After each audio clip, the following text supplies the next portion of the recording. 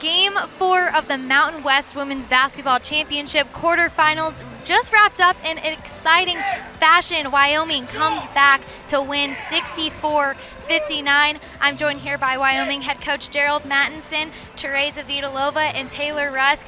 Coach, I'll start with you. Down 14 at the half, and you come back to pull off the biggest comeback of the season. How were you able to get it done? Well, these young ladies and their teammates, you know, we talked about it at halftime. We just had to get the lead down just a little bit, go back to what we do defensively, and I think we were a little overpsyched in the first half, if you want to say, but in the second half, we got back and played the way defensively that we do. You know, we gave up 20 points in the second half, 5 in the third quarter, and that's exactly what we had to do to get back into it. And like you said, you gave up only 5 points in that third quarter. How strong of a defensive effort was that? It's, these guys have been playing great defense all year.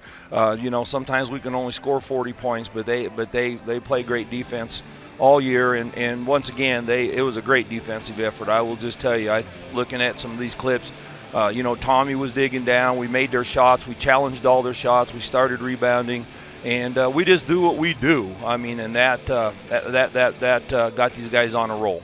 In that first half, you guys had a scoring drought of over 6 minutes. What was the message at halftime? Message at halftime was just to do what we do. Once again, we had to put the ball on the floor. We had to be more aggressive to the basket. Tereza got some fouls early, so she didn't get a lot of minutes in the first half, but she definitely responded in the second half. We took the ball to her for 19. I thought Taylor played really well in the second half. We just had to get more aggressive in our motion, and we actually went away from our motion and ran more sets. And I think it gave them a little bit more of a purpose and where to get the ball to, and they executed, and it worked. Tereza, for you had 19 points tonight, and you kind of put the team on your back there for a little while. How were you able to do that? I think in the halftime, the first and second quarter, we didn't come well. We didn't score anything, and we talk about it in the halftime what we need to do in the second half, and just have the mindset that I can score. My teammates gave me the ball under the basket. I was able to hit some shots, so I think that get us back. Yeah, you had 15 points in the second half, and you were 6 of 6 from the field, so that mindset definitely helped you there. Taylor, your senior season, you had 16 points tonight. Talk to me about your performance tonight. I think we came out a little slow in the first half. I think playing our first game in the tournament, it's always a little bit of a shock, especially with such a young team. But I wasn't worried. We just had to get stops down the stretch, which definitely we did. Our defense got us back in it, and then hit those shots for sure. Coach, how important was Taylor's performance tonight? Oh, Taylor was huge. She was kind of the stabling force in both halves. She played a good first half. It's very consistent for us, and then in the second half she was able to make some tough shots, as I was just watching some of the replays, getting to the basket, and then she hit, she was able to get her feet set on a couple of that big three on the side, and that's what seniors do, and she's playing as well as any senior we had right now, and she's leading the team, and that's exactly what we need to have happen.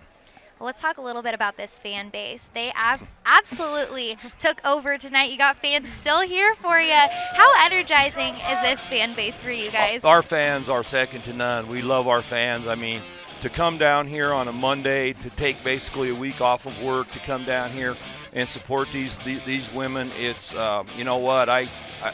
they've meant a lot to us all year, and, it doesn't matter where we go, we've always got some fans, and that's huge.